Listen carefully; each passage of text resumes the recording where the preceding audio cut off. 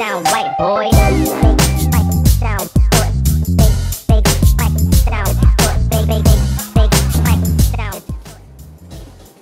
Selamünaleyküm. Oğlum gel verin. Soğuktu ne lan? Oo bak, uy yo oğlum berdi kızgın neler var berdi karadamak dönür. Yok ha. Yo. İçeride ya.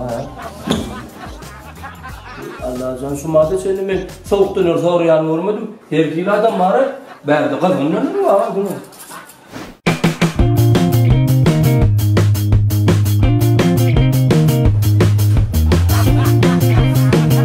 Al kalau lan.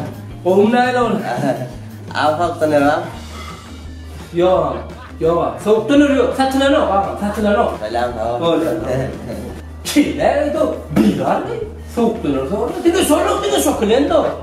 Neyle o istemene verin o ona. Al kalau lan. Kalama. Soğuktu ne lan? Yok, soğuk dönür yok. Bizde satılan o. Hiç gibi. Hiç gibi. Yok. Dava ya. Malihat al. Yok çetin. Şuna soğuk dönür yazıp vereyim mi?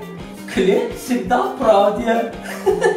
Hani yer tilgeleni, her tane soğuk dönür çıktı. Yazıp vereyim. Selamünaleyküm. Waalaikumsalam. Ya Umar. Oo.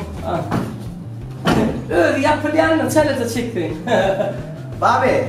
Neki. Soğuk döner mi? Soğuk döner. Baba ağamca yürüyüp de sana da hadi otur ustadı. Yürüyüp de soğuk döner senin şu. Gururlu mu ister senin şu.